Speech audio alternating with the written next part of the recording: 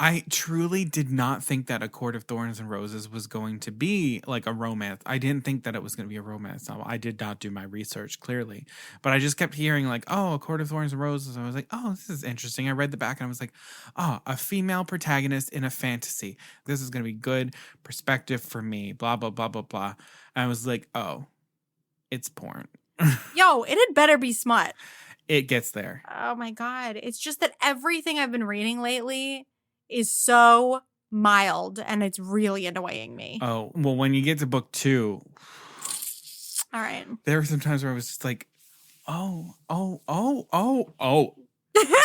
Am I really reading this like feet away from my parents? This is not good.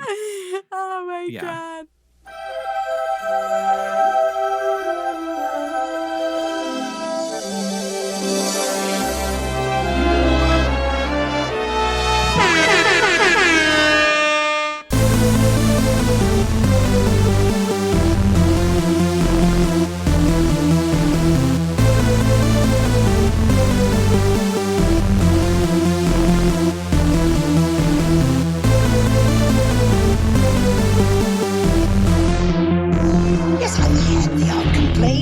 But on the whole, I've been a saint to those poor unfortunate souls. Hello, and welcome to Poor Unfortunate Podcast. I'm Connor Perkins. And I'm Caroline Ameti. Welcome to Season 3, everybody. We're here. We made it. We're doing it. I can't believe we're at Season 3 already. I really can't either. We've crossed the 50 full episode threshold. This is a milestone. Like, this is a marker. And so I just want to say thank you to everybody who has helped us get here. Yeah. If you are a returning listener, welcome back. It's great having you here with us. If you're a new listener, welcome. We hope that you'll enjoy the podcast.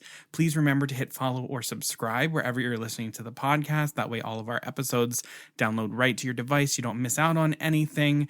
And then when you get to the end, if you like the episode, remember to hit 5 stars and leave a rating and review so that other people can find the podcast. Share it with a friend. And for all of you returning people, if you haven't done that still, I'll wait. Yeah, please. Thank you. Please. Let's start Season 3 off strong, folks. Yeah, our podcast is a toddler now. There's just no excuse. Yeah. Yeah. Oh, yeah, we gosh. made it out of the terrible 2s. Yeah. And I honestly, and they were for a moment, terrible. I didn't think that we would. I didn't think that we would. Towards the end, I was like, oh my God, is it gonna, no. We're not gonna make it. We're not gonna make it. We made it. We made it. Even though there hasn't really been that much of a hiatus between Season 2 ending and the start of Season 3, I'm still going to ask, Caroline, what's new? Well, I'm glad you asked because there actually is a lot going on. So obviously forgive us. Towards the end of Season 2, we missed out on some major things. But we're just going to keep moving forward because I feel like today alone, we got some news. So first of all, we didn't get a chance to talk about the fact that the 30th anniversary Beauty and the Beast special is coming to ABC on December 15th. And today it was announced that Her is going to be playing Belle. And I'm into it. I love Her's voice. So, ladies and gentlemen, Her. Yeah, it's gonna be fun. Yeah, she's mega talented. It's gonna be exciting to see what she brings to it. I'm interested to see. Is it like the concert sort of thing that they did with like Ali Cravalho for Little Mermaid? I think like it's probably going to be like that. I think it's pretty similar to that. I think all of the musical numbers are going to be live and costumed. So yeah, I think similar to the Little Mermaid. Yeah, where it feels like it's slightly between like a Hollywood Bowl and an NBC Live musical. I feel like that's kind of where Disney has been landing with these. And I get that it's the anniversary of the film, so we're gonna do clips from the film. But when I first saw the announcement, I got excited because I thought they were announcing that they were gonna do a full ass live musical of Beauty and the Beast, and I was that's what I really want. That's what I want. I know. I don't know why Disney is so reluctant to do it. Yeah, I don't either. They certainly have the cash money to do it, and they have sound stages out the walls. Like they have everything that they would need to do like an NBC Live musical style thing, but they just like keep not doing that for some reason. So Just do it. I mean, I'm glad. It's nice that they're doing something like that. Mhm. That's great. Yeah. I wish that they would take it a step Yeah. further. Because they could. Yeah, they Yeah. could. Other Disney news: the Disney Wish launched the new cruise ship. Oh my God, yeah. And there were tons of people who went into the cruise ship, and we were not those people. But this cruise Maybe ship next looks ship. this cruise yeah, right. This cruise ship looks crazy. Like it's Oh my insane. God. I've never been on a Disney Oh my cruise. God. And usually I'm like, I don't want to go on a Disney cruise because if I'm going to go to a Disney park, I want to spend all my time in the park, which like, yeah. But this kind of like made me want to take a Disney cruise. I was like, holy shit. Like Oh my the God. Neverland movie theater with like Oh my God. Tinkerbell lanterns on the side and things like that. And then the Bayou Lounge. The Bayou, which is like the specialty Enchanted shows. The specialty shows, the suites that are probably for like the children of mega corporation CEOs. Like it's crazy town. And then obviously the big talk of the whole launch of the Wish was the Star Wars cocktail that was $5,000. What was it? Yeah, $5,000. Yeah. Yeah, it was $5,000, something like that. People were like, what the hell is this? Oh my God. But like what it ended up being is like it had like experiences where like you would go to like, I think it had like a trip to Skywalker Ranch with it. Like there were like experiences that were added onto it. But I was just like, what is happening? It was a smart idea from Disney because for better or for worse, there was a whole bunch of mystery about it and people could not stop talking about the $5,000 cocktail on board the Disney Wish. Yeah. So it was really smart. It got the job done. Well, we're available to, just hop on the Wish if necessary. If you need a sample for this cocktail, I'll drink it. If you want to comp me. Oh God. All right. So in terms of the park, so we found out that Woody's Roundup Rodeo Barbecue, so that's a restaurant that's going to be coming to Toy Story Land in Hollywood Studios. It is confirmed to be opening in 2022. And there's still it'll be happening, you're inside one of Andy's play sets, but they teased that there will be sort of like rodeo experiences happening throughout your meal. Ooh. So I can't wait to hear more about what that's going to be. That sounds really fun. Food and Wine Festival at Epcot has begun so early. I think this might be the earliest. It's like all year is food and wine. It's just like, why? It's kind of like if Epcot is not in Food and Wine Festival, it's in Flower and Garden Festival. Yeah, or Festival of the Arts. It's just, what? Yeah. All right. Or all of them at the same time. Yeah. Who knows? All right, sure. And then there's a lounge at the top of Bay Lake Tower. I'm pretty sure it might be DVC only, but it's been transformed into like a villain's cocktail lounge. Wait, I didn't know about this. Yes, but I think it's only DVC, but I'm very intrigued. It's like all villain themed, menu items, some villain decor. So that sounds really exciting as well. And then the other main thing that grabbed my attention, so the Bibbidi Bobbidi boutiques in the Disney parks are going to be finally reopening. And they have announced that now the cast members working there are going to have gender neutral titles. Oh. So previously, cast members were called fairy godmothers in training, but now they are going to be called fairy godmothers apprentices. So I just think it's a little simple, inclusive thing. And I really love that. I think that's great. What else is happening on like Disney Plus? Anything? Yeah. Well, on Disney Plus, Miss Marvel has reached its finale. I haven't gotten a chance to watch it yet. I haven't either. Doing a lot of like reading recently, so I haven't gone back and watched some TV shows. But I did watch the Baymax series that came out because it was a series of shorts. Oh. Did you watch them? No, I didn't. Should I? Oh, they're delightful. Oh, they were so good. Okay. I really loved them. It was not what I was expecting because if you remember around this time last year when we did our episode Disney Channel Original Movie, the series or whatever we called it. But it was announced at that point that the Baymax series was coming out. And I was expecting a little bit more of like a long form style TV show. And that's not what this is. It's kind of similar to like Doug Days. But I love those. But yeah, I love Doug Days as well.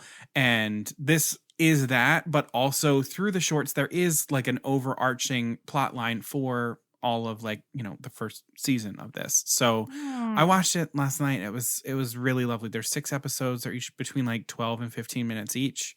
And so like you can just like knock it out. It's great.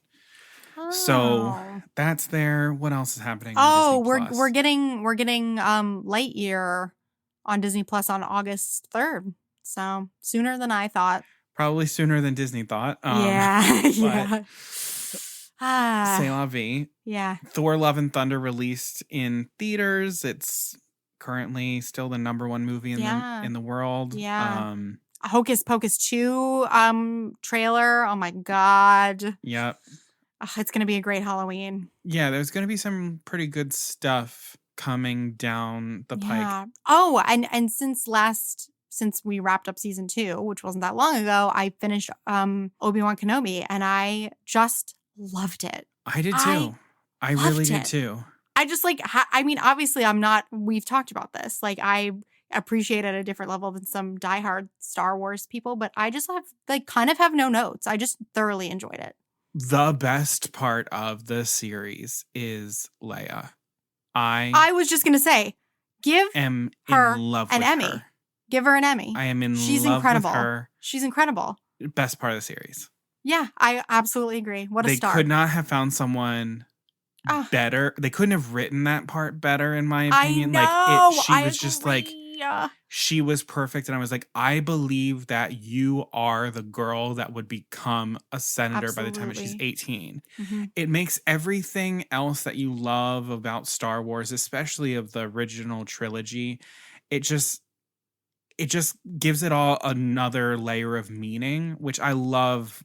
I love that. I love that about Rogue One too, where it's like it is not like trying to like change the timeline or blah blah blah. It's just like giving everything a layer of meaning. It's just like deepening everything that we love even more. Deepening. There it is. First deepening of season 3. First deepening of season 3. We didn't even get into the content of the episode. That is going to be merch that we need to deepening. Deepening. Oh God. Well, obviously there's still probably a ton of Disney news that we didn't even touch on right now. That's the stuff that is coming to mind, or the things that are sort of occupying our brain space at the moment. Yeah. Now that we're going to be back into like a regular routine of episodes, we'll probably be a little bit more consistent on top of things than we have been recently.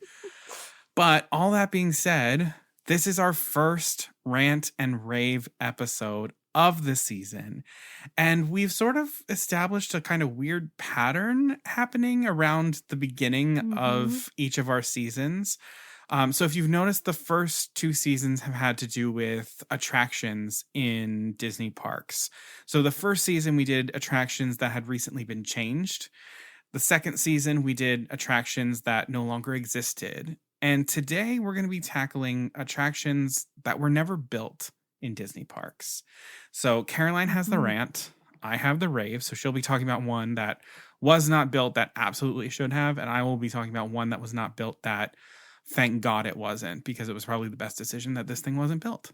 But yeah, no FOMO here because no one's ever ridden these rides. So it should be fun. Yeah, we can all imagine it together. It's so true. Yeah. All right, Caroline, you ready? All right, here we go. So today, my rant is going to focus on the much speculated about, much longed for land of Beastlie Kingdome that was supposed to be a part of Animal Kingdom on its opening day. Damn. Although this rant is largely about how Disney dropped the ball on a land with an incredible amount of potential and originality, I also want to rant a bit about how Disney didn't quite set up Beastlie Kingdome for success in other ways, and how, as planned, it might not have been quite what we've built it up to be in our imaginations. Oh. So it's a 2-parter. Let's explore. So first of all, so much about the development of this land and of Animal Kingdom that I truly knew nothing about. I could go on a deep dive about the development of Animal Kingdom. I sort of am going to, but I tried to keep it at a high level. So I just want to shout out all of my sources. So we have the Yesterworld channel on YouTube. Super great information. So good. Jim Hill Media. mouseplanet.com, allears.net, and Theme Park Tourist. I got all my information from those fantastic sources. All right, so the first part, we've got to go over how this development happened. It's a wild story, so I want to call this The History of Beastlie Kingdome, Mythical Potential, and How Disney Dropped the Ball. Here we go. Ooh. Buckle up, baby. So, ever notice the dragon as part of many still existing Animal Kingdom logos? Well, yeah, on the benches of the Oasis and the unicorn, or the unicorn parking lot, or overhanging the entrance to Animal Kingdom itself. Of course you have. These are some of the remaining relics, actually, and there are quite a few more, of what was supposed to be Beastlie Kingdome. Originally in development spelled Beastlie and Kingdom with OMME as a nod to medieval lore. And I just love that so much. It's so evocative. All right. So Animal Kingdom was announced to the public in 1995. And the original concept of the park was to bring guests into the worlds of 3 kinds of animals: real, extinct, and imaginary. Brilliant. At the park's dedication ceremony on April 22nd, 1998, Michael Eisner said the following: "Welcome to a kingdom of animals, real, ancient, and imagined. A kingdom ruled by lions, dinosaurs, and dragons. A kingdom of balance, harmony, and survival. A kingdom we enter to share in the wonder, gaze at the beauty, thrill at the drama, and learn." Huh! Michael Eisner can give you a quote. He can. He really can. Goddamn. So we're going to rewind again. We're going to do a lot of time jumping. Just stay with me, people. We've got this. So going back to when we've got the original, the little germ of an idea of Animal Kingdom happening for the Disney company. So in 1993, Disney started polling park guests about what they would like to see in a potential 4th Disney World park. And they were shown a video conceptualizing Animal Kingdom. The portion of the park that scored the highest in guest interest, above the safari and the dinosaur time travel portions, was a land of mythical creatures like unicorns and dragons. So let's jump again to when we're building Animal Kingdom. I know we're jumping, but it's going to all come together. So getting to its opening phase 1 stage cost Disney $800 million. And at that point, as the park was getting ready to open, it was starting to look like Beastlie Kingdom might not make it into phase 1 for budgeting reasons, even though that was always part of the plan to have it as part of opening day. But Disney still fully planned to open the land and wanted to keep it front of mind for guests, even though it was looking like it might not quite make it to opening day. So to do that, one of Animal Kingdom's opening day attractions, the Discovery Riverboats, which are no longer, was supposed to pretty much just be one big coming soon tease for Beastlie Kingdome. But even that suffered under budget cuts. So here's what the ride was supposed to have been like. So guests boarded boats, and then they would pass under this, what was then going to be called Safari Village, under the bridge. And as they're moving along the river, they would see broken lances and armor scattered about from fallen knights. Then kill 'em. You would hear a roar from a nearby cave. And as you passed, you would see a dragon animatronic crane its neck out and breathe fire right at you. This animatronic was going to be amazing. It was going to be based on the one found in the Cavern of Sleeping Beauty Castle in Disneyland Paris, which that thing is amazing. I actually am blessed. To see it. Yeah, I studied abroad and I went to Disneyland Paris and I saw it and it was insane. But it was good. This one was going to have even more movement capabilities and it was going to be even more advanced. I'm already mad. Yeah. So like I said, if you haven't seen the France animatronic, please look it up. It's incredible. And it's one of the main things that makes me mourn what we may have had in Beastlie Kingdome is that animatronic. So then your boat driver would then, be worried that the roars of the dragon would wake the nearby kraken. And sure enough, the water around the boat would start to bubble and a huge kraken fin would cut through the water on the side of the boat, rocking you back and forth. Oh my God. But then, this is my favorite part. Your driver would save the day by pulling out a lyre and plucking a tune that would lull the kraken back to sleep. Just in time. That's my dream job. Yeah, right? Come on. Just in time to head up the river and pass a picturesque grove of trees surrounded in mist. And there, in the middle, you would catch a quick glimpse of a white unicorn that would paw the ground and nod at you as you passed. Oh my God. So anyway, people, just get me on this ride alone. Never mind the actual land. Just put me on the preview. But I digress. So the funny thing is, we're going to find that the theme is that budget cuts are just plaguing Beastlie Kingdom for the entire time that it's getting tossed around that it's going to exist. So as Animal Kingdom is approaching opening day, there wasn't even enough money left for all of these show elements in what was essentially a tease for Beastlie Kingdom. So they found out there was pretty much only enough budget for one creature along the river, and that ended up being the dragon, sort of. So Imagineers were given a very small amount of money, eventually ending in guests passing a rock cave that would emit roars and flames, which would be alluding to the dragon being in there, but there was no actual dragon animatronic, which is so sad. Yeah. So there was hardly anything going on the Discovery River boats. It was a huge flop because the only thing on it besides a cave emitting flames was an iguanodon animatronic. So, in fact, dinos are one of the other reasons Beastlie Kingdom never became a part of Animal Kingdom, at least on opening day. So it's 1994, we're trucking towards opening day, and it was becoming clear that there would only be enough budget left for one additional land in Animal Kingdom outside of, the main wildlife-focused elements. Caring for the live animals was proving to be way more costly than Disney expected, and they, of course, chose to focus on the wildlife portion of the park. I think this Which was is the right move. Yeah. Yes. Yeah. And to this day, to me, Animal Kingdom's conservation and animal protection efforts are, I think it's pretty much the most special thing happening in Disney World, and you can't find it anywhere else. And I mean, you're in the middle of Orlando, and yet you can actually feel like you were on an African safari, and to your eye, it looks no different. That's amazing. Yeah.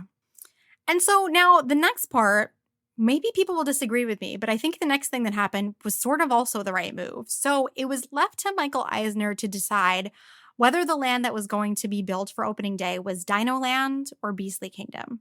Spoiler, of course, he chose Dino Land. And again, I'm not even going to get mad about it. First of all, we all know that I love Dino Land. We've talked about it. I love me some dino.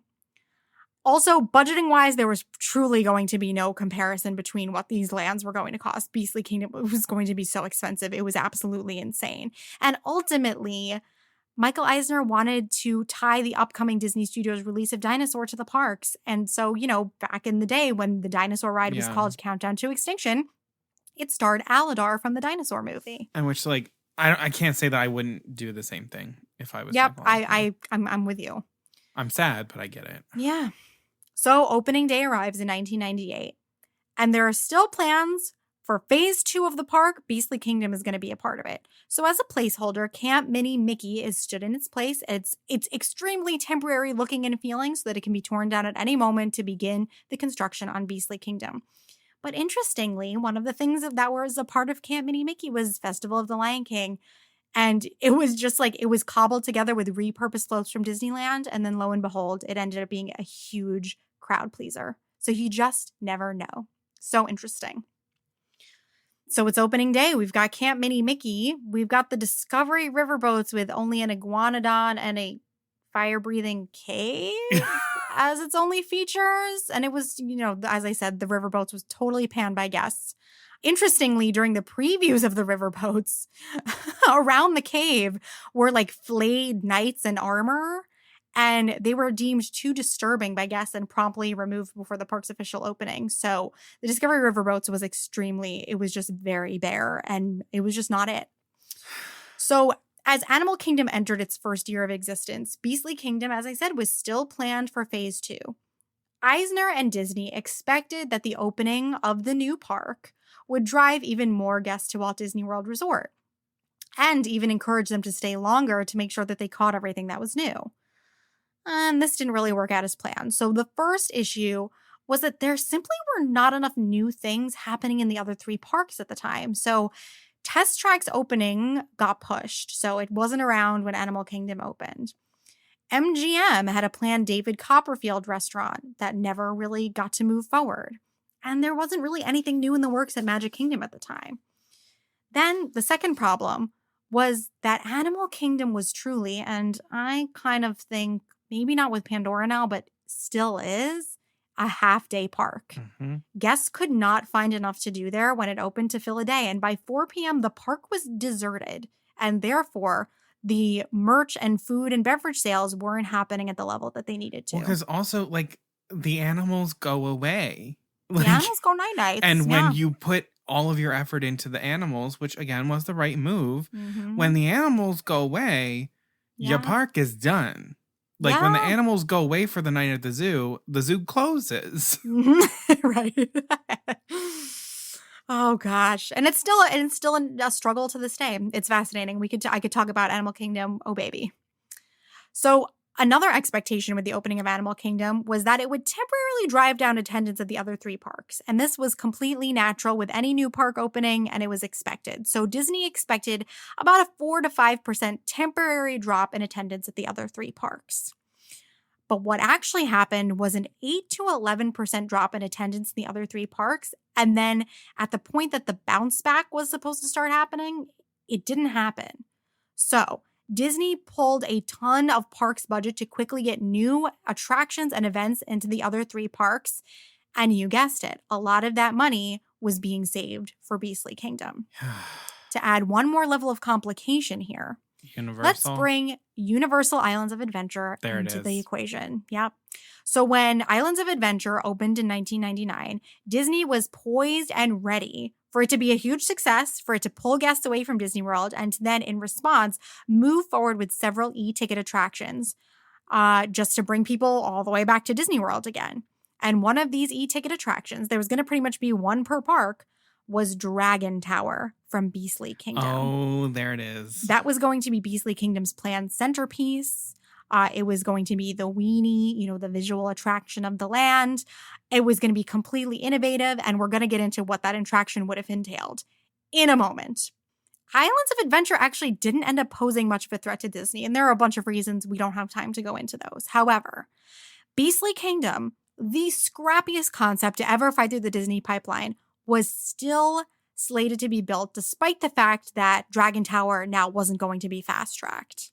So now the plan was going to be that Beastlie Kingdom would be built in time for Animal Kingdom's 10th anniversary in 2008, to which I say, woof, what a long timeline. But then the final blow was dealt to the land. So Michael Eisner visited Islands of Adventure, and after his visit, he came back pretty unhappy because he insisted that several of the attractions in the Lost Continent section of the park looked very familiar, namely the Dueling Dragons coaster and the Flying Unicorn. So it's possible that laid-off Disney Imagineers took Beastlie Kingdom ideas to Universal as Beastlie Kingdom kept getting delayed and delayed and delayed. We'll get into that as well, but regardless of who came up with the concepts first, Eisner didn't want it to appear as though Disney was copying Universal if they moved forward with Dragon Tower specifically, which he felt was too similar to the Dueling Dragons coaster in Islands of Adventure. Which now doesn't even exist anymore. They tore it down for Harry Potter. Woof! So, as I mentioned, Dragon Tower was going to be the center and the weenie of Beastlie Kingdom, and without it, the entire land would need to be rethought. So, the ever amazing Joe Rohde, who was Beastlie Kingdom's executive designer, and his team of Imagineers at the time were going to have to rethink the whole thing, and they had a lot on their plate. Michael Eisner was moving for the dinky carnival portion of Dino Land to be built, and it was extremely upsetting to the Imagineers, and they were trying to fight it tooth and nail. Also, it was starting to look like Camp Mini Mickey was there to stay, and they needed to figure out how to make that a little bit better and what to do with it. There simply wasn't enough brain space to revamp the whole plan for Beastlie Kingdom. So then, of course, as we all know now, the land for Beastlie Kingdom with Camp Mini Mickey on it remained available until 2011 when it was announced that Pandora would move into the space. Construction began in 2014, and the Beastlie Kingdom dream effectively died. So before I rant about all of the things that we are missing and how we deserve them, here's the first part of my rant. So to me, this is a pretty classic example of Disney just not staying in their lane. I get it. The theme park business in Florida especially is a competition. You got to be paying attention to what everyone else is doing. But I don't know. I'm like, really? We were saving our best e-ticket attraction ideas only if another park was wildly successful? Why aren't we playing to win all the time and just setting out a timeline to eventually roll all of them out? I get it. Also, it takes a lot of money. When you know that Beastlie Kingdom is the thing that people were most excited about for your park. Like just hold on to that data that you have. Don't risk it on, let's roll out a bunch of other e-tickets in the other parks. Like hold on to the hard and fast data that you have and make that happen. Because I bet you if they did, everyone would have been surging back into the parks. And then suddenly there's enough to do in Animal Kingdom that it becomes a 4th full day park. Sometimes I wonder why we're not in charge. Because that too. But I've been polled at Disney World before. I actually was polled getting off of the Great Movie Ride. And I told them what I thought. I was like, please keep it, but please, we need a revamp. And I feel like a lot of people felt the same way and they just didn't listen. Most people, I think, felt the same way. So again, why are we pulling the guests if we're not going to listen? But that's another part of it as well. Because the part of it also is that all of the other e-ticket attractions for the other parks were also baller. And we never got any of them. We sort of got, one of them ended up sort of being Mission Space. And that has its own issues. Anyway. Yeah. Moreover, here's the other thing. You know, Michael Eisner getting all caught up in the things in the Lost Continent looking too much like Beastlie Kingdom. The theming and immersion in Universal, especially at that time, could never be a match for Disney. The Dueling Dragons coaster is not an immersive ride in the way the Dragon Tower would have been. The queue is 100%, but then it's just like it's an outdoor like Six Flags style coaster. Yeah. So it just, there's no comparing it. And if like we had been a little bit braver and tweaked things, we still could have gotten forward with a lot of the original ideas of Beastlie Kingdom. So let's hear a bit about the immersive world that would have awaited us had Beastlie Kingdom moved forward. So Beastlie Kingdom was going to be broken into 2 subsections, good and evil. Then there was also going to be Loch Ness Landing, an area with a restaurant dedicated to mythical sea creatures and a lake where the monster itself would rise from the water periodically to the sound of bagpipes. God bless. Yes. So let me give you a warning. Although the attractions that you were about to be exposed to sound incredible, let's already just note, keep it in the back of our minds, that we're dealing with subsections of what is already a subsection of a park. We'll talk about why this might have been a detriment to Beastlie Kingdom, but let's get into these attractions. So, in the good realm, one of the rides would have been Fantasia Gardens, a slow-moving musical boat ride that would take guests through iconic scenes and songs from the film, like Dance of the Hours and Pastoral. So the description of this ride, we're going to talk a bit more about this ride in a moment, but it's I think we see the echoes of this in the Navi River journey that is currently in Pandora in Animal Kingdom. Then the other attraction in the good realm would have been Quest of the Unicorn. So this would have been an interactive walkthrough maze, a much larger scale version of Alice's Curious Labyrinth from Disneyland Paris. Guests would have been surrounded in this maze by mythical creatures and would need to find and awaken 5 golden idols that would unlock portions of the maze, eventually leading to a water-filled grotto belonging to a groundbreaking white unicorn animatronic. Y'all, head over to the socials this week after you listen to this episode, because wait till you see the concept art for this unicorn and this grotto that it was going to be living in, because it has captured my imagination. It's impeccable looking. And honestly, I also would have been really curious to see what Disney could do, especially if we were going to move to this in 2008 as technology is improving, with a walkthrough attraction, because I think walkthrough attractions can be dinky. Yes. See, here's the thing. Disney is a pro at doing like attractions that are rides, and they're pros at shows. But like walkthrough attractions, I feel like are not something that Disney has put a lot of effort into, and there is so much potential in a walkthrough attraction. Walkthrough attractions are really difficult because there's you have to be able to control the flow of the guests, and it's especially in this where it's really exciting and you're surrounded by mythical creatures. But that's why I'm interested to see what they would have done. It would have been nearly impossible to keep people moving, and kind of like, for example, slightly based on Alice's Curious Labyrinth in Disneyland Paris. There's nothing wrong with it. It's very simple. And that's because, again, that prevents, bottlenecking and all of these things, that if you really want this amazing experience where you're finding idols and it's unlocking a new part of the maze, it's going to be really tricky. And I agree. I really need Disney to start tackling this because it would be so exciting. And there's nothing like it. Yeah, it would be something wholly new. Or they could also go the route of some of the other walkthrough attractions that they've done in the past, like Secret of Cinderella Castle in Tokyo Disneyland, where it was the walkthrough attraction. It's led by a guide, where you could have a guide go through this with you. Yeah. And again, costly, because then we've got it's a lot, but I want it. And also the amount of promise in the final scene alone, I'm telling you, it would have been like nothing that we have in the parks. It would have been incredible. So there's that. All right, let's go into the evil realm, which is where Dragon Tower, the centerpiece of the land, was going to live. This would be the e-ticket attraction. So this coaster would be housed inside a burned and broken down castle that would be billowing smoke from its tower. This would have been Disney's first coaster with an inverted, so suspended coaster design. So let's just hear the story of the attraction in the words of its art director, Paul Torrigino. Here we go. The basic story of the attraction was that there was a great evil fairy tale dragon that ravaged this medieval castle long ago, and he still lived deep inside the castle, in the huge treasure chamber guarding the treasure.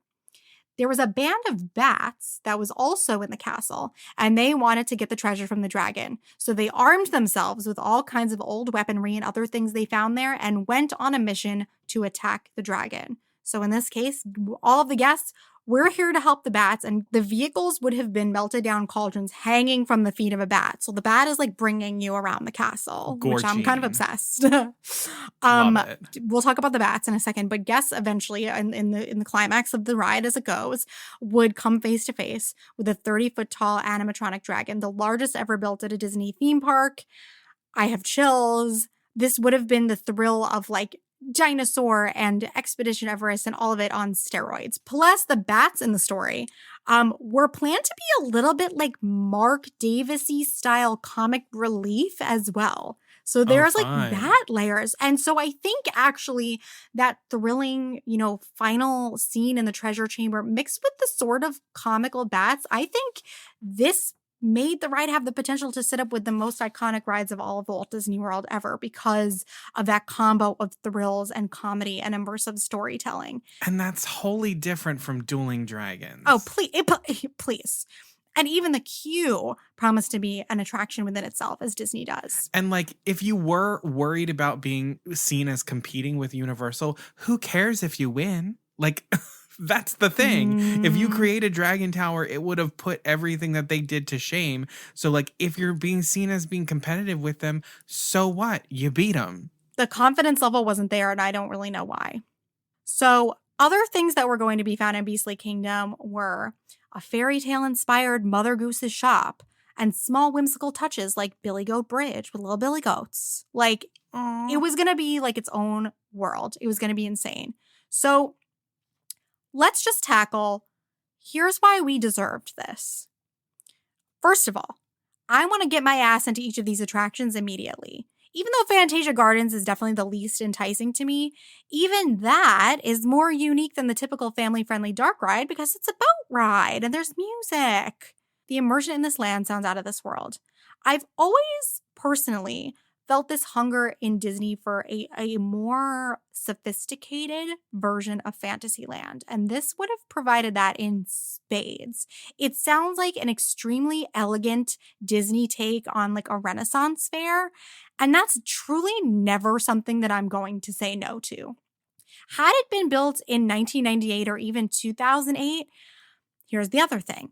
I think it could have evolved beautifully to include Disney properties. Because here's the thing. We do have to have them in there. That's the one thing about this that it's like, all right, the Disney property in there was Fantasia. Okay, fine. But now, these days, if Beastlie Kingdom existed, who knows how we could have brought in the dragons from Kumandra, or elements of Onward. Please don't bring in anything from Onward. No, but that's what I'm saying. The vibe of Beastlie Kingdom is what Onward needed to be. I mean, they could have put Brave stuff in there too. Yeah. Uh-huh. Oh, yep. 100%. Well, give it to me. Yes. So I believe that mythical imaginary creatures undoubtedly have a place in Animal Kingdom. And as we discussed, the guests asked for it. The sad thing to me is that the park has evolved without Beastlie Kingdom in such a way that I can't really imagine it being built. First of all, mythical creatures have already infiltrated the rest of the park. We've got the Yeti. And here's the other thing. The vibe of the park of Animal Kingdom now overall is still very like jungle, safari, lush, green, even in like Dino Land. So let's talk about Pandora for a second. It's stunning. And again, it fits that jungly green. It fits. Flight of Passage is awesome. Navi River Journey is beautiful, but I waited so long for it that I could literally never go back. But I agree with many critics of the land. I don't think that the Avatar franchise has staying power, and it isn't even well loved enough now. No. I don't understand why Beastlie Kingdom's land was given to Pandora. I think the time and thought required to do the necessary revamps to the original plan could have birthed something truly unique and original that guests could have connected to emotionally. Those guests in 1993 wanted to see dragons and they wanted to see unicorns. And that's a timeless desire that we kind of all carry from our childhoods. And isn't bringing that to life what Disney does best? Dragons are forever. Navi are not. Put it on a t-shirt. But okay, all of this being said, I'm saying all these things. We deserved all of this. We deserve this immersion. We deserve this elegant realm. Like, we need it all. But did we need that version of imaginary creatures in Animal Kingdom specifically? I'm feeling torn. So here's Build the a thing. new park. Yeah, but this is what I want to know from you. So there's something about Beastlie Kingdom's European medieval setting. My gut is telling me that it doesn't quite belong. You could, on the other hand, look at it another way, which is that, right now in Animal Kingdom, we've got Africa represented, we've got Asia represented, and then we could bring in Europe, creatures, even though they're imaginary, that are European in style. But to me, the original plans for Beastlie Kingdom feel a little, just as I mentioned, I love this, but they feel very elegant grown-up Fantasyland. Especially, here's where they kind of lost me. Elements like Mother Goose's shop. Also, Fantasia feels disjointed. Fantasia in Animal Kingdom. It doesn't feel right to me.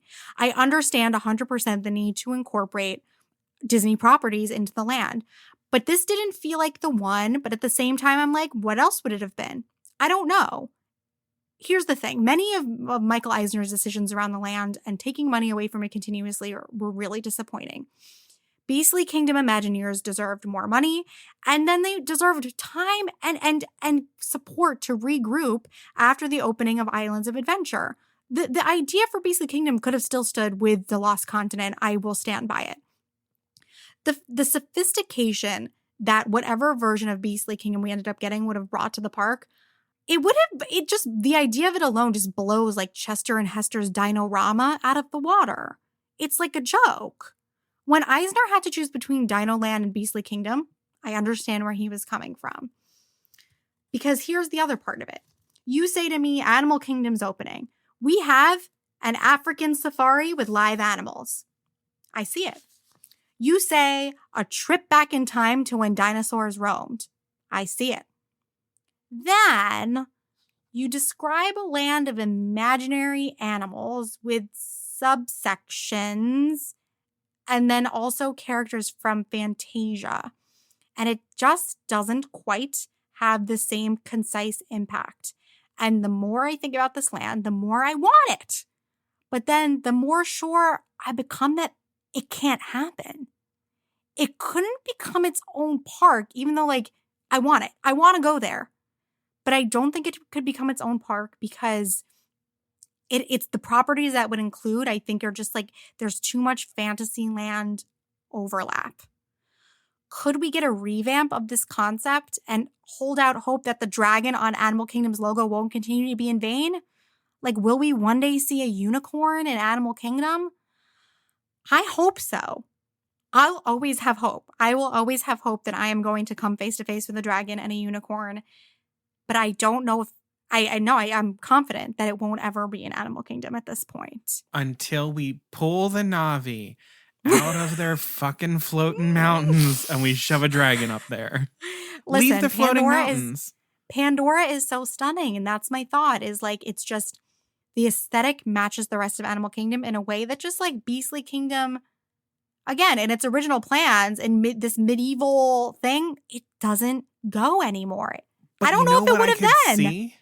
You know what I could see, though? I could see the positive effect of Pandora being it forcing us to think about a Beastlie Kingdom in a different way than a traditional European setting. Yes, I agree. That's what it has to be. I could see a world in which we rip out all of the Avatar properties, but leave the floating mountains, things like that, and then build out that section into Beastlie Kingdom with the foundation of like, this is a land of imaginary creatures where the ground more glows generic at night, and it's more like an organic style of Beastlie and it should be more generic and less tied to European medieval. Sure. And like Dragon Tower, maybe that can exist, but maybe it exists in a different way. Maybe the tower, like, it's the dragons from Kumandra.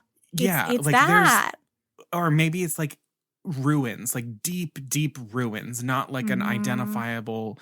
Like, I think there's a way in which you can sort of bring these back in. But I think what Pandora does do well is what you said, like sort of tying in that sort of like jungle kind of like discovery exploration sort of vibe of the park. It fits that. So let's just take out all the blue people and put in our dragons. That's my solution. I'm sorry that I don't have a very elegant tie up to this, because I knew that this ending part was going to be us like discussing this, but it's so interesting. My thesis at the end of the day is that dragons are forever and people want them, and it's just like such a huge fail that we don't have them. But it's also, then the other part of the rant is just like, when I think about Fantasia and when I think about Mother Goose's like fairy tale shop, no. Yeah. Those elements don't make it in, but can you imagine seeing that beautiful white unicorn? Don't talk to me about the white unicorn. Lit up by the bioluminescence from Pandora. That works. You could put a unicorn on the bioluminescence and say, I buy this. You could take out the Na'vi shaman and put a unicorn in her place, and I'd buy that. Damn. You're actually right. And how cool would it be that Disney would really be creating a fantasy world that we haven't seen before? And I love it. I love medieval fantasy. Love it forever. But we've seen it. But what if we made something else? This is the magical Beastlie Kingdom untouched by man.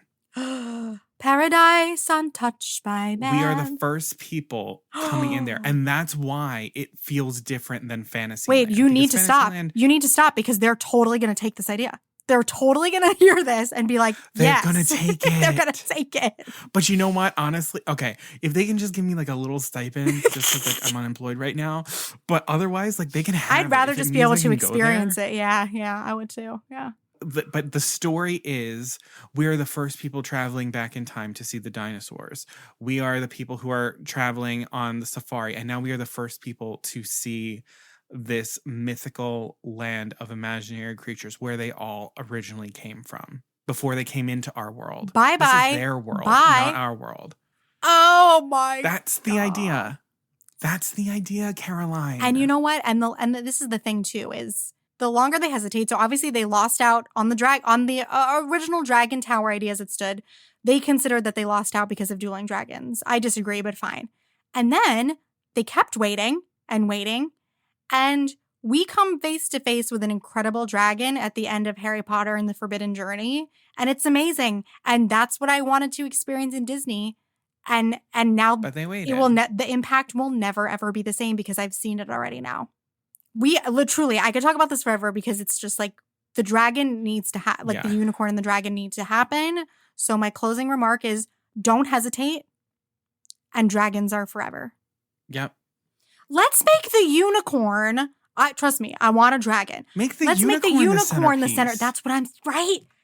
Because every time, like when I was reading about the it in the mist in the Discovery Riverboats, I was like, yes. Like, Because give it to me. Because unicorns are like the symbol of magic at its purest. So like it would make sense that it's the centerpiece of the park. Yeah. Let's treat the magical creatures like they are wild animals in the same way that the dinosaurs are wild and the animals are wild. I think, see, that's part of the problem as well, is I think it's not happening. And that's why Dragon Tower wouldn't work. Yeah, and it's also like dividing it into good and evil. It's like, no, I want it to be a land where they all run free, good, bad, and everything in between. Not divided. Yes. I don't understand that. Yes. Yeah. Divided is like how a park would be. Let's take an imaginary creature and let's call it neither good nor evil. Like, yeah, it's a let's land where they roam. Let it be. Yeah. In Dinosaur, they're there together. Like, let's just let them all live together. Yeah. In an area that maybe looks a little bit different than we expected. We deserve Beastlie Kingdom, but I don't know if Beastlie, L-I-E, Kingdom, O-M-M-E, was ever going to be it. No. Even though, in some way, shape, or form, I'd love to visit Disney's medieval creatures land, but I just don't think it fits anywhere. Yeah. Well, I'm so glad that you did that because that is like the single thing that kills me every single time I walk into Animal Kingdom. Me too. It's amazing how long they still intended to do it. That's what was wild to me. I know. And that's what confuses me about how they just gave that all up for Pandora, when I'm like, you held on to that idea for over 10 years because the park opened in 98 and now you're thinking about it in 2008 for the 10th anniversary. And the park had been in planning prior to it opening in 98. So like you're thinking about like 15 years. This was always an intention of a park. And then you just dashed it all away for some blue people. It just always surprised me how front of mind Beastlie Kingdom was to me, because I was like, yeah, that was so long ago. No, 2008, we were still supposed to get it. So that's why we're still thinking about it. It's wild. Yep. Speaking of something that everyone is waiting for and that everyone wants, I'm going to do something that is not that. So I have the Rave, and today I'm going to be talking about a Disney Parks project that was never fully realized and how it inadvertently saved a beloved Disney attraction. It's a story about a massive overhaul that stopped before a disaster struck that would have resulted in one of the boldest and worst ideas in Walt Disney World history. Gut Spaceship Earth. Oh, no. This is the story of Epcot's Project Gemini, Discoveryland, and the attraction that never was, Time Racers. So I'm going to preface this all by mentioning some of the sources that I went to for information about Project Gemini, Discoveryland, and Time Racers. So Jim Hill Media, WDW Radio, and in particular, the massive dissertation from themeparktourist.com about the history of Epcot and Project Gemini. I highly recommend, if you want to learn more about this and the other attractions that were part of Project Gemini, that you check out the work that these folks have done to culminate the history here of what happened, because it's simply amazing. It's really, really great work. So I'm going to start out with some background. Absolutely. And before we go really into anything, I'm going to zoom out quite a bit because I think it's critical that we start with Epcot as a whole. I just want everybody listening to know that we started off being like, let's talk about attractions that were never made. And now we've given complete histories of parks. Yep. So we're going to talk about Epcot as a whole, what it was meant to be, what was built, and how it was maintained. So we all know that Epcot was Walt Disney's vision for the future, being a fully realized, thriving, livable city of tomorrow, the experimental prototype community of tomorrow. This was the project that excited and interested him the most in coming to Florida and beginning the creation of Walt Disney World. The idea was for this to be a place where people would work, live, shop, a pinnacle of urban planning and innovation that would then serve as a beacon for further development of future cities around the world. Instead, the second park of Walt Disney World was opened in 1982 not as a livable community of tomorrow, but rather as Epcot Center, Disney's permanent World's Fair.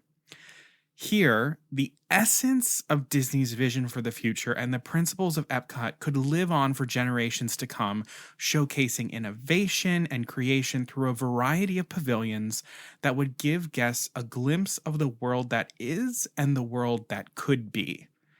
The park was divided in two: the World Showcase, featuring countries of the world sponsored by organizations affiliated with each represented country, and Future World, which focused on 9 specific areas of science or industry, with each pavilion containing shows and attractions, including at least one grand, expensive, educational dark ride unlike any Disney had done before.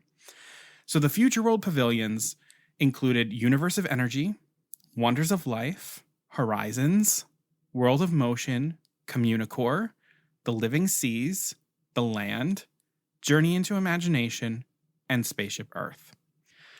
When the park opened, guests were in awe of this park as nothing like its scope had ever been accomplished before. ThemeParkTourist.com stated in their essay that, quote, "To put it one way, the original rides of Epcot Center may have been the first indication for many at the time that theme park attractions were works of art," unquote. The entire experience was immersive for guests and brought them to a vision of the future inspired by Walt Disney's core beliefs.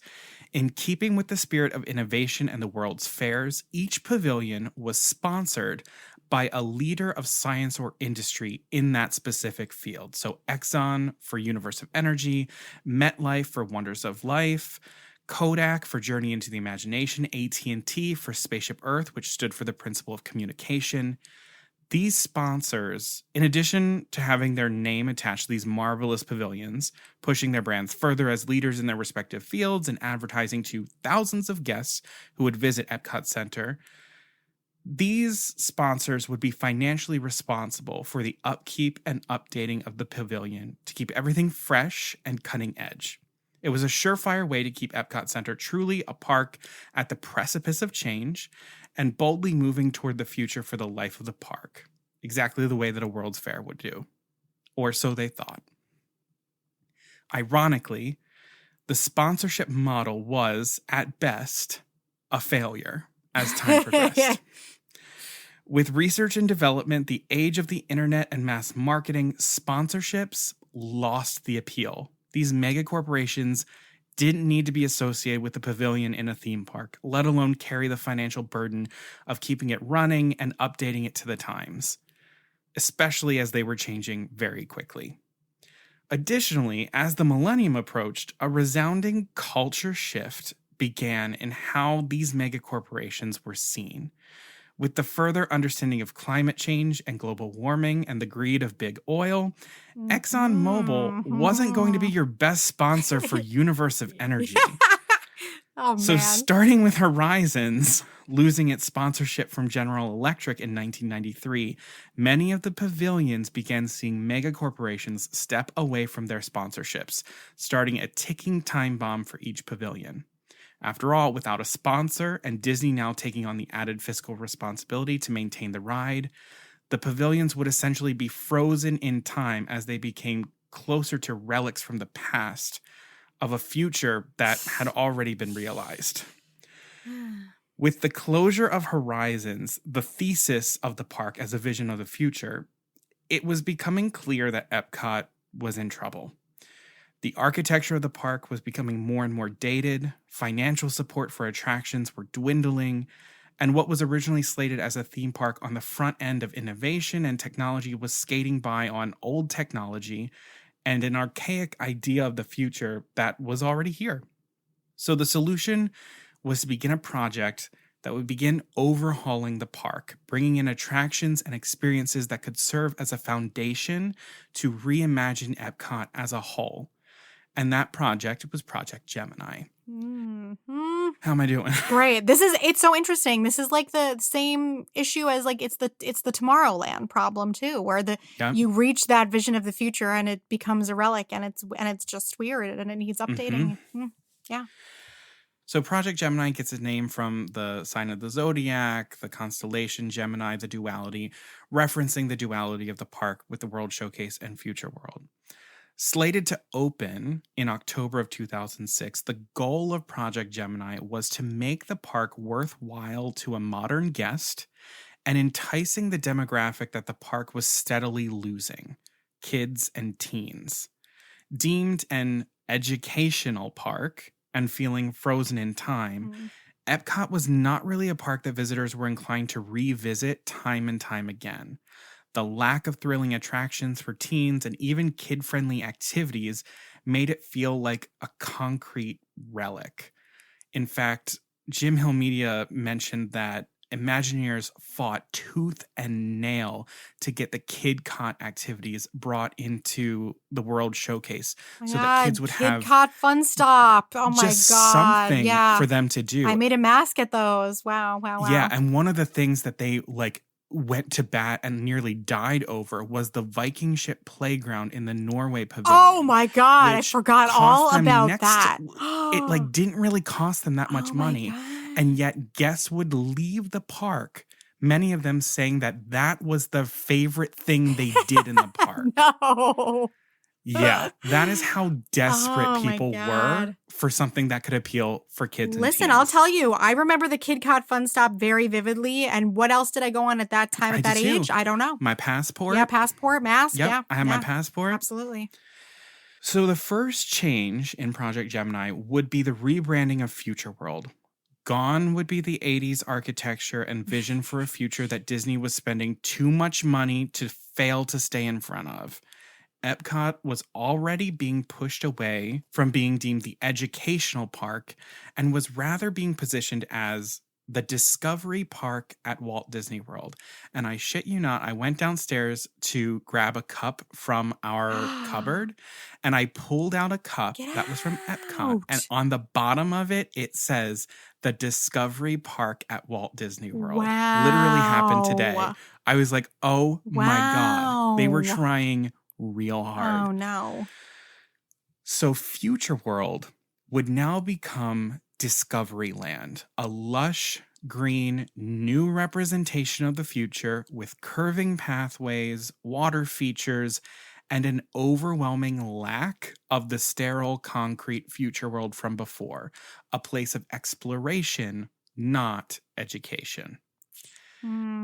As part of this emphasis on exploration, the idea here would be to create something worth returning to, and especially grabbing back that missing demographic, the kids and teens seeking attractions and thrill rides that they get over in Universal.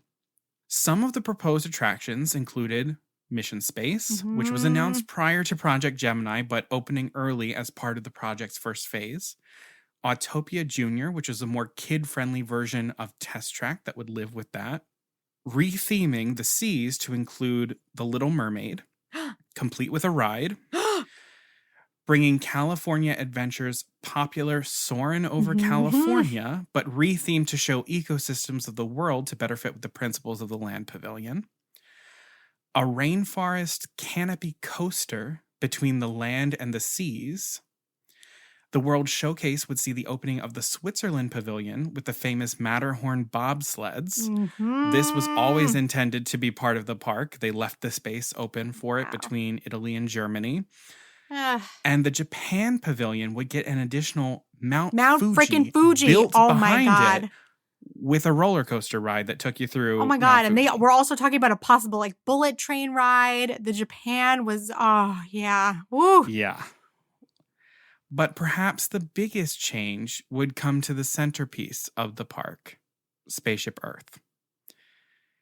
In the vision of Project Gemini, the iconic Epcot ball has been repaneled in gold.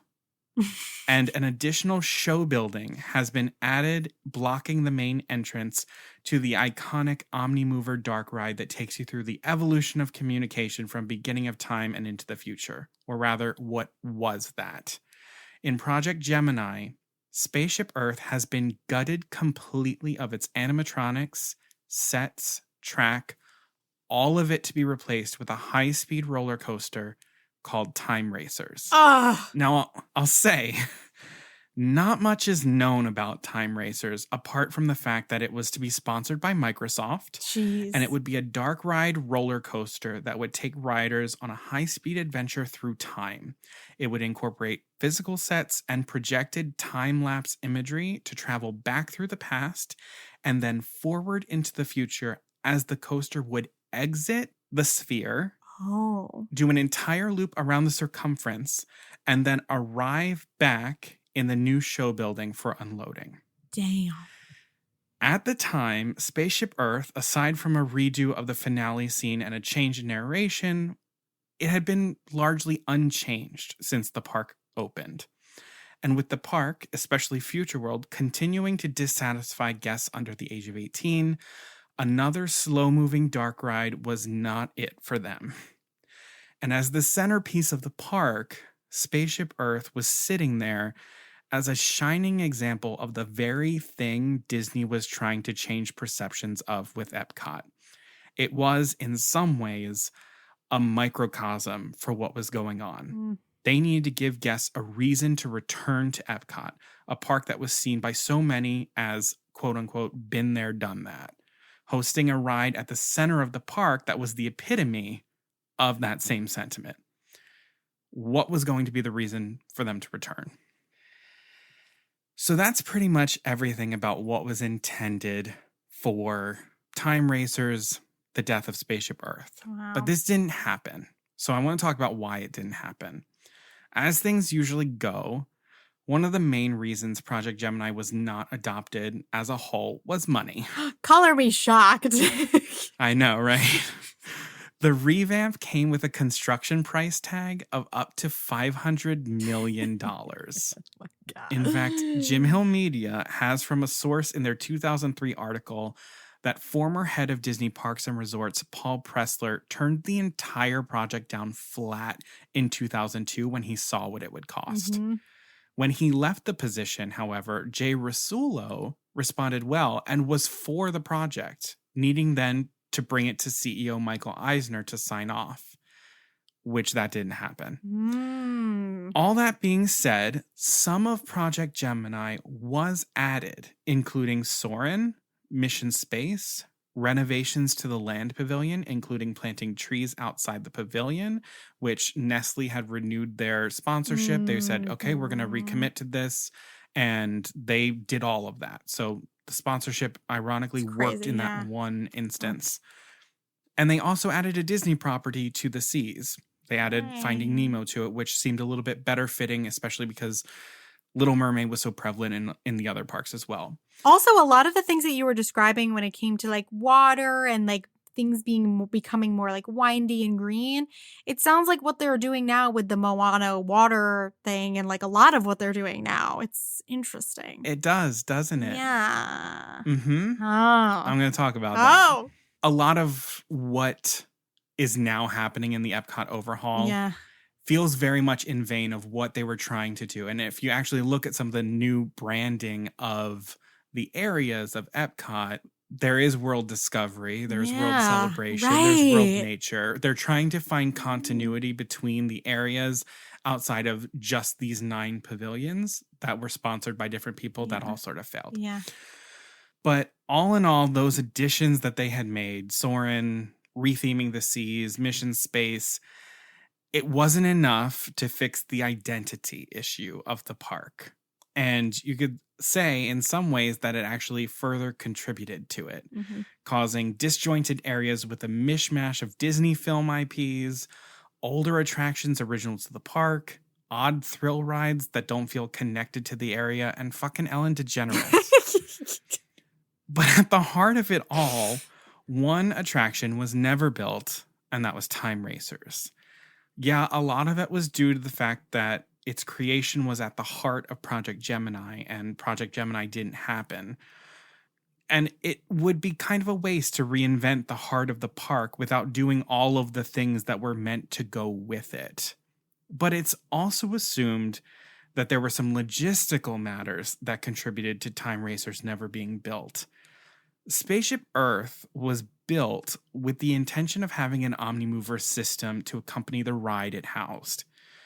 Some have speculated that the structural integrity of the sphere would be compromised by gutting the space entirely and adding a high-speed coaster that would require a much more demanding support structure. God. Not to mention the fact that Spaceship Earth is an elevated building already. The vision for this ride, while ambitious, at the end of the day would just never be worth compromising the centerpiece of the park for. Oh my God. And ultimately, Siemens took over the sponsorship of Spaceship Earth, leading to refurbishment that officially opened in 2008, where Dame Judi Dench narrates the story. There's new animatronics, an enhanced finale sequence using facial recognition technology that was fairly new at the time, and a new musical score that, to me, is truly everything. Now, with a sponsor, it was more enticing for Disney to not convert Spaceship Earth over to Time Racers because they had someone now to foot the bill of a refurbishment and maintain the attraction as is, while they could focus their efforts on other pieces of Project Gemini or additions that felt in the spirit of the project, cough throwing Frozen IP over a perfectly beautiful ride like the Maelstrom cough.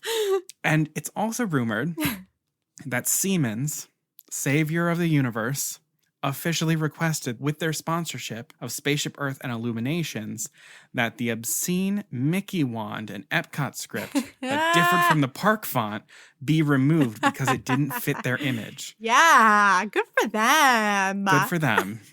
Unfortunately, their sponsorship ended in 2017, but in 2019, as part of the now announced and in progress Epcot overhaul, which features a similar vision for the park that Project Gemini was beginning to uncover to tackle the core problems of Unity in Epcot.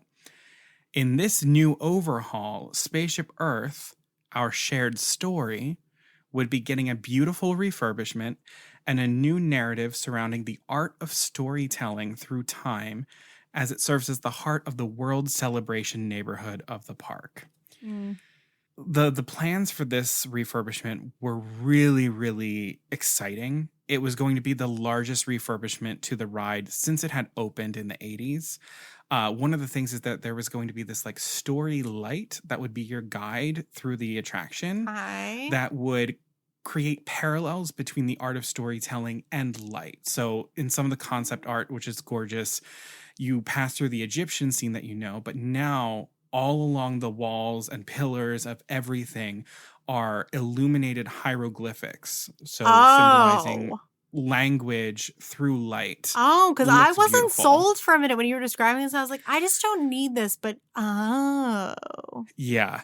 No, they were going to update the tech buku time. Like it was going to be really impressive, but still keep those animatronics. Okay, bless. But unfortunately, since the pandemic, that refurbishment, along with the Mary Poppins and Cherry Tree Lane expansion, that's what I almost talked about. Have been put on hold indefinitely. All right.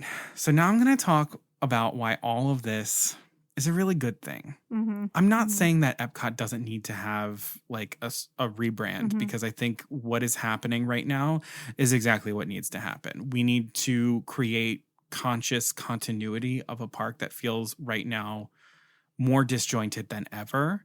And I think this plan is going to do it. And it's going to give us an out from having to, put pressure on ourselves to create a vision for the future that that's true. Feels all like that sterile thing. All right. The plans for this new Epcot, especially what would previously be known as Future World, it feels like a more exciting version of the future. It's less sterile and it's more lush. And to me personally, it kind of gives me a brighter hope for the future that there's still some green in the world. Yeah.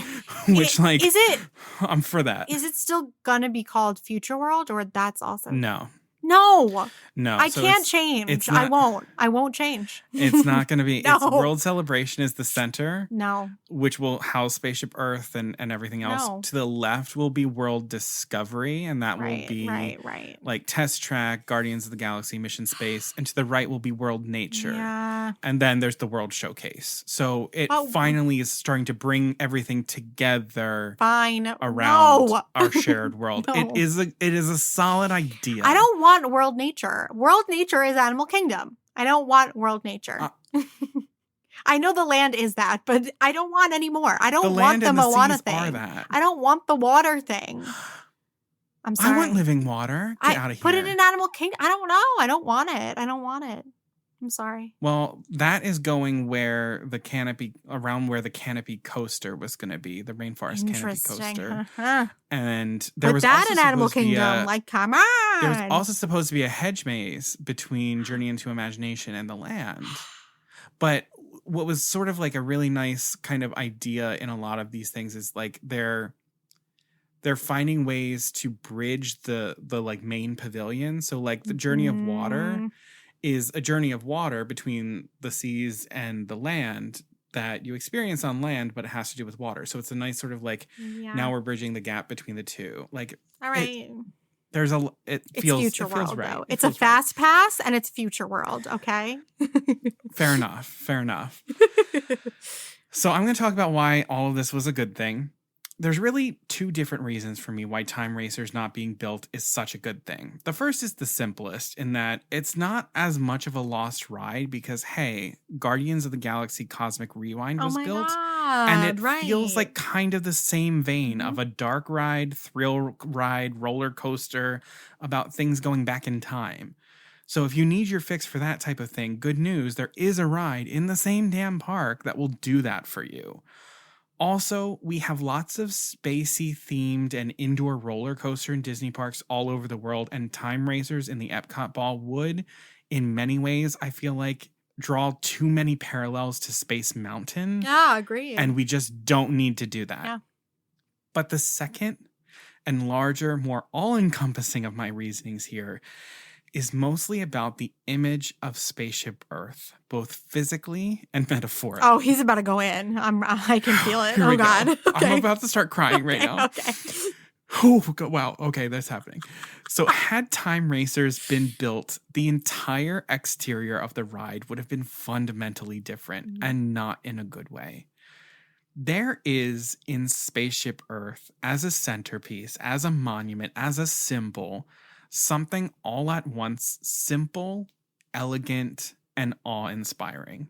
It's our Earth brought down to the center of the park in a scale that allows us to comprehend and appreciate the awesomeness of our shared world.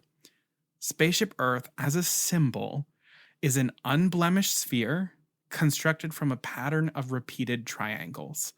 Unblemished, representing possibility, a sphere representing infinity, and formed from triangles representing the combined work of humanity striving to create a perfect curve through a straight line. That through one thing, one shape, we can create something else entirely. It is truly a symbol of humanity's infinite possibilities and the power of our global community to create the world we wish to see. It's more significant than any other park centerpiece because the very nature of what it stands for is bigger than any one place. Not to mention the fact that it is an engineering marvel to see something so grand and perfect built from a simple repeated shape. And then, when you find out that there is a ride inside of that, it becomes even more spectacular. But here's the thing, the ride and the globe itself are uniquely allowed to exist together and apart from one another. You can't tell just by looking at it that there is a ride inside it. Just as when you are on the ride, you can very well forget that you are inside that giant sphere. Yeah. You can appreciate the ball for the engineering marvel that it is just by looking at the exterior, and you can choose to love the attraction Spaceship Earth on its own.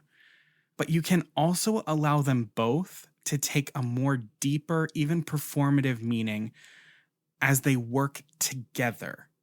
It's that sense of awe you have when you reach the top chamber with the earth spinning in the center of the room while you are simultaneously occupying space within a monument of that same earth.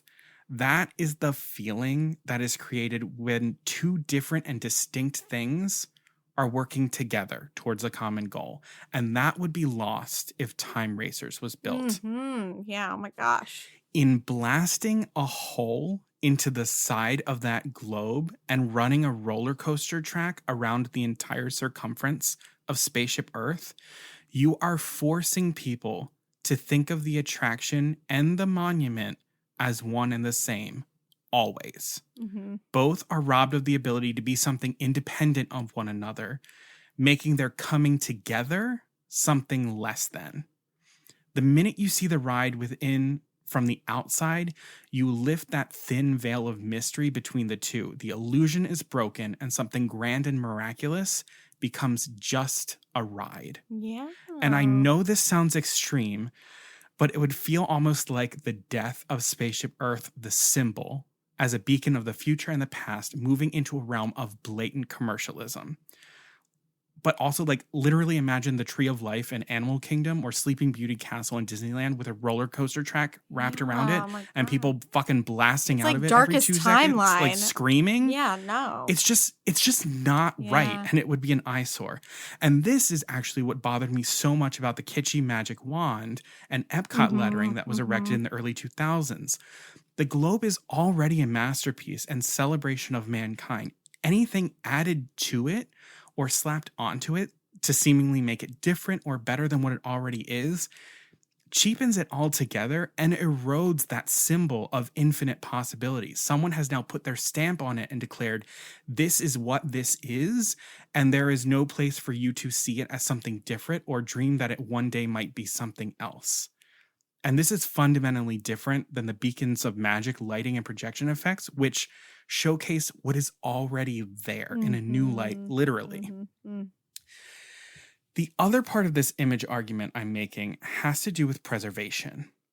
As it stands, Spaceship Earth is the only surviving Omnimover dark ride with sets and animatronics from the park's origins, from when rides like this were the staple of every pavilion. Yeah. Over the course of Epcot's life, over 225 audio animatronics have been removed from the park without being replaced. If Spaceship Earth were to have been gutted for Time Racers, an additional 60 audio animatronics would have been added to that number, leaving less than 100 in Future World altogether. Wow. As it stands, Spaceship Earth, both the monument itself and the attraction, are the very heart of this park. It is positioned physically at the front and center of the park, and the story of the attraction, a story about communication and the growth of civilization over time through coming together and sharing of knowledge, is seen as the core theme and principle uniting everything in Epcot.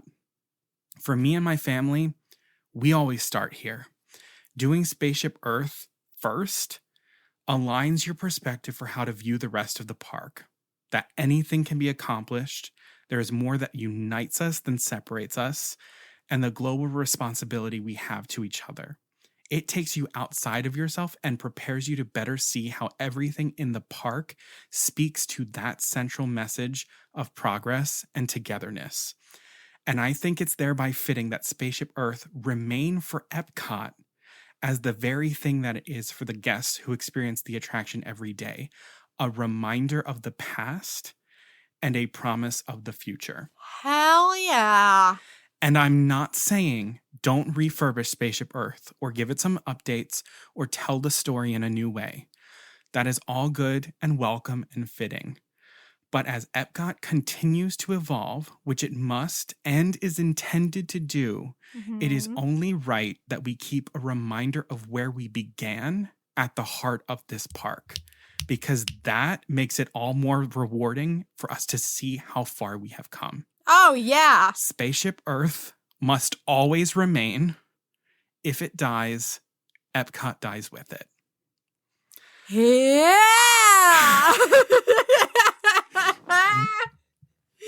And Yeah.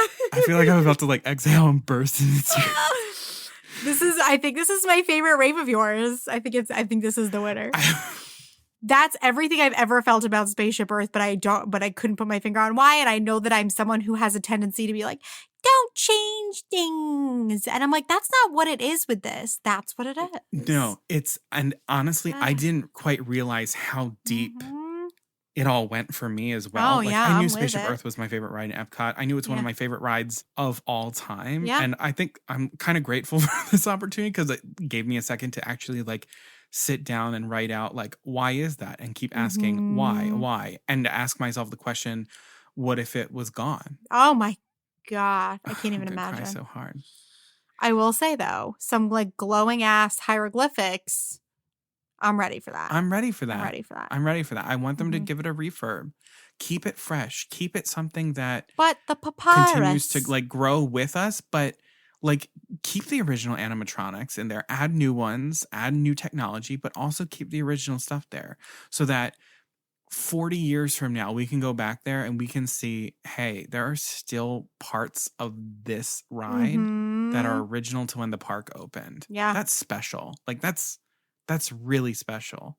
And that's like the heart of the story of Epcot. Yeah. Know where you've been so you can know where you're going. Like I love also that there's an overlap in some of the time frames of both of these and just like the money struggles and like and then Mission Space coming about connected to also Dragon Tower and Islands of Adventure. It's fascinating. Wow. So that's it, folks. That is our first rant and rave of season 3. It's a lot. We clearly did not have any feelings about this whatsoever. But we hope that you enjoyed it. If you share these opinions, if you don't, we want to hear from you. So let us know. And if you enjoyed the episode, please remember to hit follow or subscribe wherever you're listening to the podcast. And remember to give us a 5-star rating and leave a review so that other people can find the podcast. We're seen in search results. Truly, anything that you might say is what might get someone to listen to the podcast. And while you're at it, if you've got friends, because everybody has at least one friend who loves Disney, tell them about the podcast. Have them give us a listen. We're here for them. We're here for you. And we would love to just keep growing this community. Yes. Another thing that would be great if you want to keep up with us and allow us to keep up with you is to follow us on social media. So we are at Poor Unfortunate Podcast on Instagram and Facebook, and we are at Unfortunate Pod on Twitter. The socials are where we give you a lot of extra, materials, especially from this kind of episode. Go especially to our Instagram, and we're going to show you concept art from these things, and we're going to give you some polls, and we want you to leave comments so we can hear your opinions on these attractions. I mean, you got to have felt something after this episode, and we want to know what you're feeling. And, when it comes to connection, we want to connect more closely with you. And a way that you can connect with us is to come join our private Facebook group, The Poor Unfortunate Fam. So we've got a ton of listeners in there now, which is so exciting. It's really grown. We are obviously in there. And there's always a thread going about the newest episode where we can share our thoughts. Folks have shared updates about their Disney trips. One of our friends, Ryan, always gives us an amazing quiz to take. There's always fun things going on. And we love also seeing all of you listeners who live across the country from each other being able to connect in that group. So please come and join us. We would love to meet you. And as I always say, it does take us a little bit of money to keep the podcast up and running and coming to you. We do have a PayPal account. It is linked in the episode description and in our social media accounts in the links in the bio. Anything that you might have to spare goes a long way for us. You can make a one-time donation. You can make a monthly donation. It could be $5, $10, more than that. All of it just goes right back into the podcast, helping us keep it free and ad-free for the most part. So if you are in a place where you might be able to throw us a couple bucks, we would really appreciate it. It means the most to us. All righty, Happy Caroline. season 3. Wow. Happy season 3. We did it. Here we go. Well, that's going to do it for us. Until next time, Beluga Sabruga.